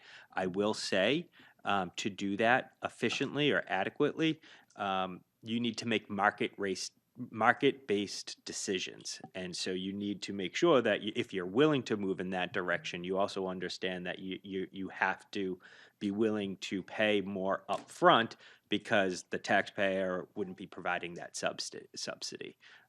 That's a longer term conversation I think that this community should be having over the next couple of years, especially as we know that there is going to be some deferred capital maintenance, whether it's the structures themselves or also planning for another structure, another issue as you continue to develop in the downtown and you have competing needs, you know, another school system or a rehabilitation of a fire station or whatever the case may be, that are very important capital needs. Is it going to rank as high a parking structure compared to those other assets that need to be either improved upon or added to? And typically parking structures never rank as high. And the long-term effects of that decision could cause big, significant problems for your built environment, for your downtown, for that local economy. So that is typically why you see the decisions made to try to directly correlate the revenue to the expenses. But the point and question you raised this evening is not one that I think we should answer tonight, but is a conversation that should occur for this community in the coming weeks, definitely. Just a follow-up. Yes. Can you provide the budget committee with a list of deferred maintenance items for the garages? Yes. Okay, thank you. Alderman O'Brien, you were next, and then. Yes, and looking at this, I just, to the chair, I was wondering, is this going to go to a second committee or forward to the Board of Aldermen? Because I see in Part C that the Infrastructure Committee, to which I am chair, is the issuing of permits in the reserve. So I just wondered if it was going to appear before infrastructure. I think I'm I'll- content to let it go to the full board, though, you know. It I will seems def- pretty I'll straightforward. defer to the president of the board. She could probably answer the question. We had not sent it to infrastructure. I thought we could deal with it in this committee. Okay. And to which I am content. I think it's fine. Thank you. Thank you. Done it twice. No. Alderwoman Melissa Gola? Thank you. I want to clarify, currently, uncovered is 30 a month and covered is 45, and we're combining that, and both will be 60. Okay, so uncovered and covered will both be 60, and then in year 2, both will be 75. Okay, thank you. And then may I just? Yes, you may. Director Cummings, just a follow-up question regarding the addition or building of new parking structures. Are both of our structures capable of having additional levels added to them? Director Cummings? That is a good question. I don't know without having a structural engineering analysis done to tell you definitively whether they can be supported. I have done this in my previous life. So what I'm going to speak now to is just more generically. Typically when parking structures are built, they're built to only support the load that they're currently being built for. So if you're proposing and planning on building only a 4 load level, 4 floors of cars, it will only hold the load of 4 floors. You don't typically want to incur the cost or whatnot when you're building those at the time. So we can go through that structural analysis, and if we did, that cost is approximately $20,000. Then we could get in the professional engineer's opinion as to whether additional loads could be supported to build on top of the garage. But absent that, that's just a guess right now. Okay, thank you. I was just curious, and there may be some historical records from when the structures were built as to what the intent was also. Thank you. Alderman Wiltshire? Oh, Alderman Kelly. I don't know who this question is for, but I know that we approved a study about a hotel downtown, so I'm wondering if some of that structural load would be looked at in that case, because I know it's talked about as on top of a parking garage. Director Cummings? Yep.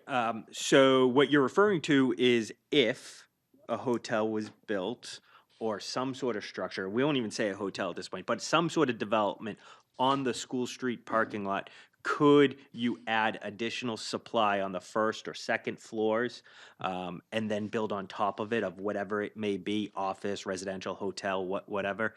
The answer is yes. You will potentially incur additional cost. If you keep it to less than 2 floors, you wouldn't see an exorbitant amount of cost increase. That is definitely an avenue that we should explore as a way of trying to introduce additional supply into a marketplace, because in a downtown like the one we have here, finding just the site and the land alone to construct a new parking garage is going to be a Herculean challenge. So wherever we can try to find additional supply, we should try to take advantage of that. But with that also being said, we could build a structure if we wanted without any additional parking on the current School Street lot and just use whatever is available, whether it's in the High Street garage or the Elm Street garage or the surrounding on-street parking, depending on whatever was being built and how intense of a use that is. So that would bring down the cost considerably if that was to occur. So those would be all variables that would need to be assessed as a development was to move forward. Alderman Wilshire? Thank you. I know the parking fees go into the general fund, the first 728,000. And then anything over and above that goes to the Downtown Improvement Committee. Is that true? Once, yes, yes, essentially that's true. You have to pay for costs, services for producing the services. So again, we run at a surplus right now. So goes to the general fund, 728, and then parking operations, roughly, approximately another 300,000, 350,000 on top of that is also paid for out of parking revenue. And then whatever's left over goes to Downtown Improvement Committee, which is any given year somewhere between $100,000 and $150,000. Okay. So they don't get 450,000. Right, okay. They only get approximately between 100 and 150,000. Okay, thank you. Okay. Alderman Dowd? And just as a follow-up, I mentioned one major business, but we have agreements with several businesses in Nashua. Does that entail all of them, that the fees will stay the same as what's been agreed to? Director Cummings? Yes, but I want to be clear, we only do annual agreements. So this would be for their current contract. And then unless the Infrastructure Committee or the Board of Aldermen want to bless a multi-year contract, which we could do at a negotiated rate, particularly you want to do that as an incentive for maybe a new structure coming in or whatever the case may be, we could have that conversation. But as of right now, all the existing contracts would be currently honored.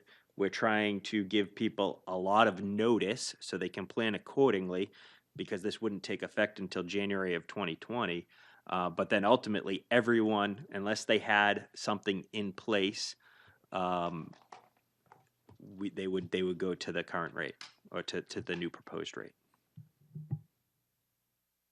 I have a question. How many, you said all your lease spaces were taken. How many do you have between the two garages? Do you have a number? I do. Thank you. So reserved spaces. So I have it broken down by garage. That's fine. Elm Street Garage, I have 380 spaces total that are available for lease. And that was Elm Street. And High Street Garage, we have approximately 277.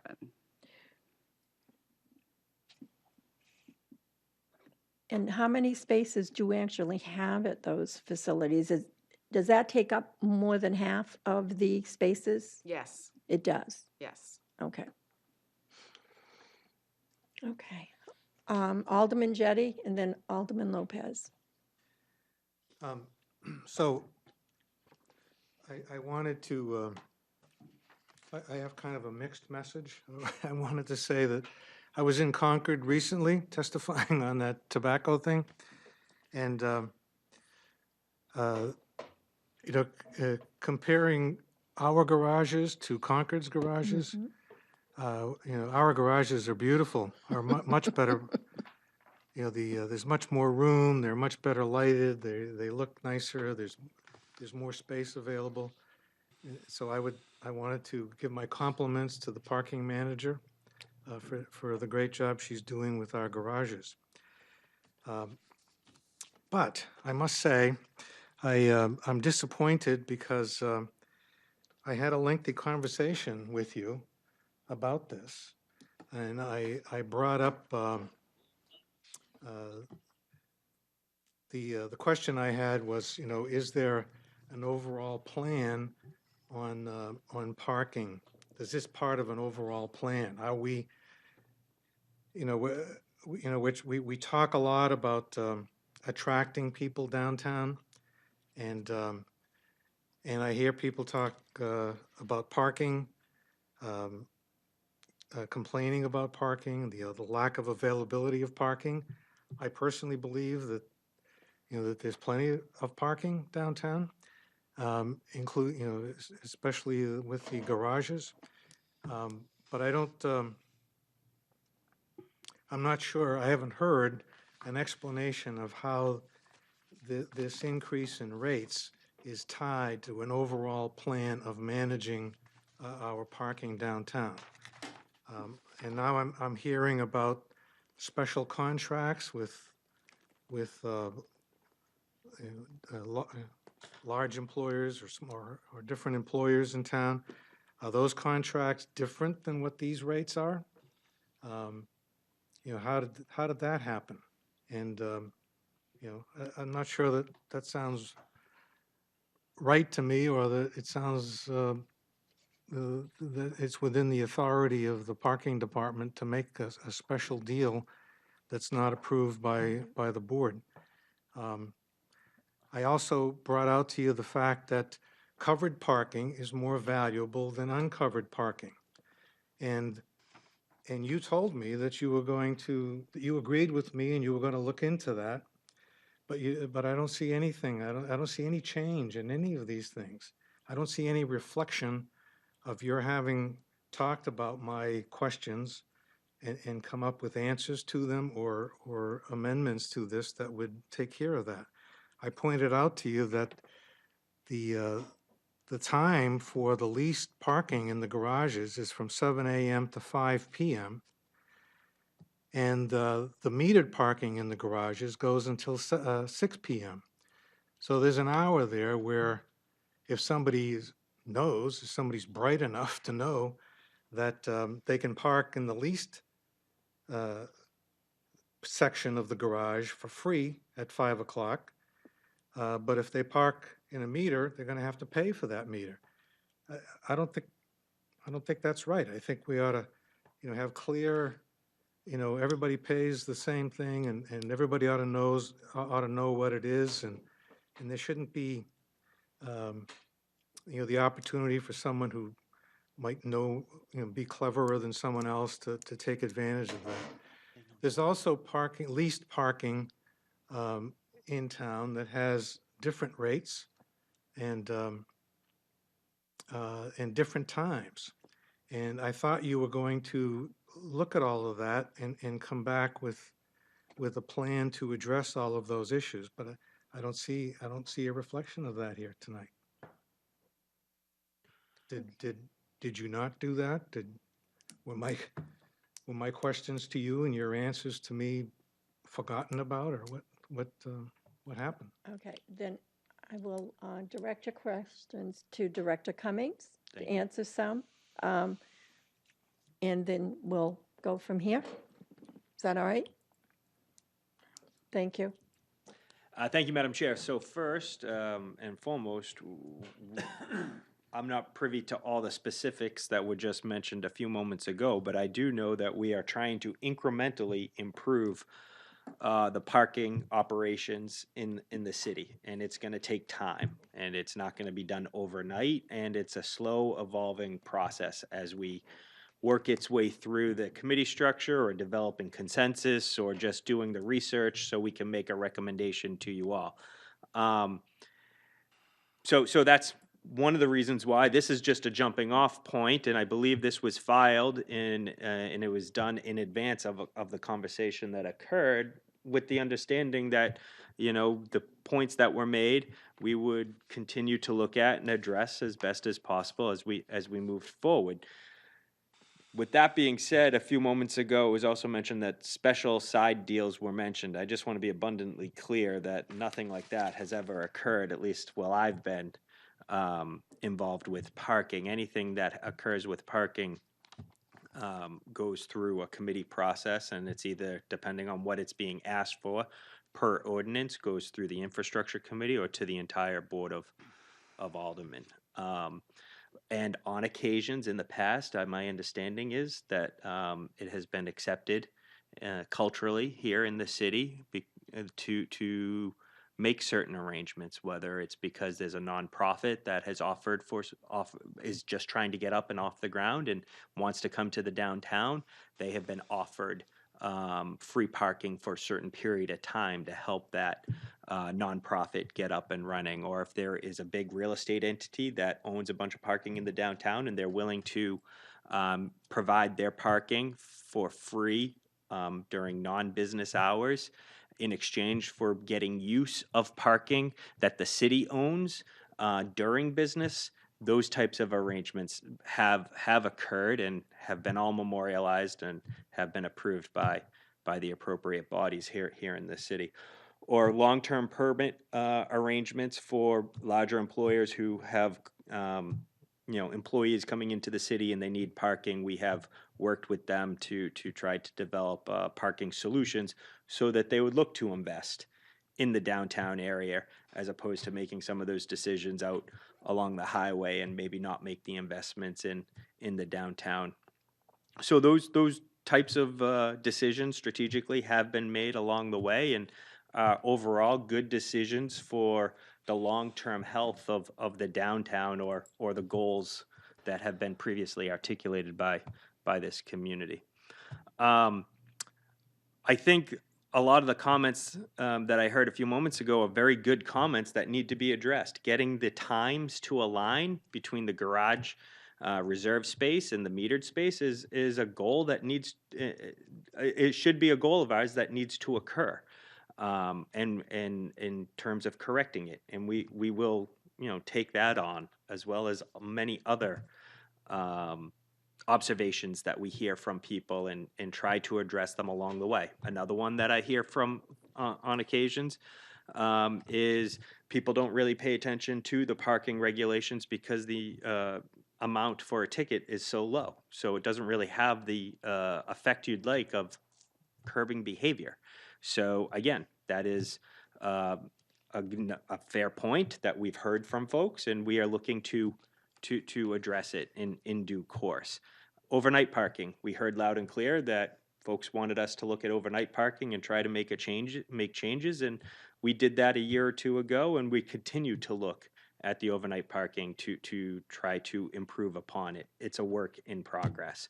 So with that being said, we are just continuing to try to work on improving operations, and we will hopefully do it a little bit faster so we can get more corrective action. Alderman O'Brien. Thank you, Madam Chair. I say this with much jest to Alderman Jettie. You just let out the dirty little secret of the city of Nashua as far as the parking between the reserve and the metered space. But now everybody knows, so. But I think I think it's not seeing the whole complete picture. The metered spaces are there to get the turnover and like curb behavior and everything. But it's also there for the shopper, the people that do come downtown. The reserve space has been generally lotted out, and Director Cummings could probably confirm and deny this, but basically more for the day-to-day person that's going to be renting the space, generally the owner of the facility and some of his employees. So when they terminate their business, and that doesn't mean that they terminate the business at 5 o'clock, and that's evidently geared by what we're charging on our particular meters, because our meters go up to 7, okay? So therefore, they may be at that reserve space until 8 o'clock. So there's no guarantee. I mean, if you're one of the fortunate ones that finds the reserved space open at 5 o'clock, consider yourself a lucky day and beat the city for 2 hours of the meter. But the thing is, in looking at it, I don't know what really would be the fix. We could discuss it in the committee and everything, but it's the people pay for the reserved spot and they're allowed to park there completely, though, I guess, as long as they possibly can, just as much as anybody else. And if that position becomes vacated, let's say around 9 o'clock at night, then a regular citizen can go in there where there's no meter charge and they can park at the reserved spot. So I don't really see it as a great loss or a big bonus or anything with that in particular. Thank you. Alderman Lopez. I would like to just comment that Ms. Stansfield is always receptive to questions that I have, is thorough in providing information, and I appreciate the work that she does. I also want to say I'm the alderman for Ward 4, and Alderman Jettie, you forgot to ask me about any of your questions too. So we sometimes are talking to city staff. We have the opportunity to provide input. That doesn't mean they're going to change all the plans. That would be a lack of transparency. It has to come before a committee, and if we have proposals or amendments or other suggestions, this is really where it should happen. Okay, not here. It should be in the infrastructure committee. But you're a member of that committee. We oversee the contracts that you were referencing between larger business owners and lease space and that kind of stuff. So it's a topic better discussed at the infrastructure committee. I do agree we could use more of a cohesive plan. I believe that would be yet another vote in favor of the master plan that the city needs. And it should be tied with marketing and human behavior to make sure that we're not trying to help one group by raising taxes, which alienates another group, which would have been the shoppers that group is trying to attract. So there does need to be a plan, and there does need to be a strategy. I would like to see more formal presentation on that in the infrastructure committee. Okay, anyone else? Okay, so motion is on the floor. Oh, no motion yet. We started talking beforehand. Okay, do we have a motion? Alderman Lopez? I move to recommend final passage. Okay, Alderman Lopez moves for final passage of O-18-030. Any comments? Any concerns? Director Cummings and Ms. Stanfield, thank you for attending and providing some answers. I appreciate that. Okay. All those in favor of final passage? Aye. Aye. Opposed? Okay, motion carries. Thank you. Okay, any discussion tonight? Nothing? Alderwoman Kelly. It could be general comment, doesn't matter. I just wanted to point out that I didn't raise my hand fast enough. We were talking about the tobacco thing, and I wanted to echo some of the comments about wanting to hear more. So I think that we definitely were missing the voice of police. I'd also love to hear from the school district and parents, because I know this is a really big issue for them, especially vaping. I think it's pretty complex. I think the messaging around it has become very complex, especially in the vaping area. So that was my comment that I didn't get to, and I just wanted to remind everybody that there is a special election tomorrow. Please come out and vote.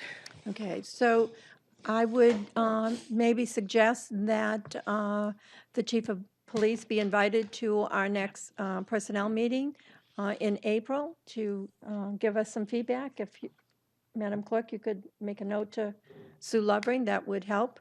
Okay, so there's no public, so no comments. Any more remarks by Alderman? Alderman O'Brien. I would like to, chair, as a guest of this committee this evening, I'd like to thank the chair for my opportunity to be here. Thank you. You're welcome anytime. I too think that it's important in those people who could not be here tonight. I'm sure our parents and teachers and educators to come to this. And as Alderman Law says, it's something we really have to think about, because there's two avenues here. One is every city and town are doing this, or should we push the state to make this happen and make it easier for everyone? But we shall see what happens between now and April. no non-public session. Do I have a motion? Alderwoman Kelly. Adjourn. Okay, motion is to adjourn. All those in favor? Aye. Aye. We are adjourned at 9:04. Thank you, everyone.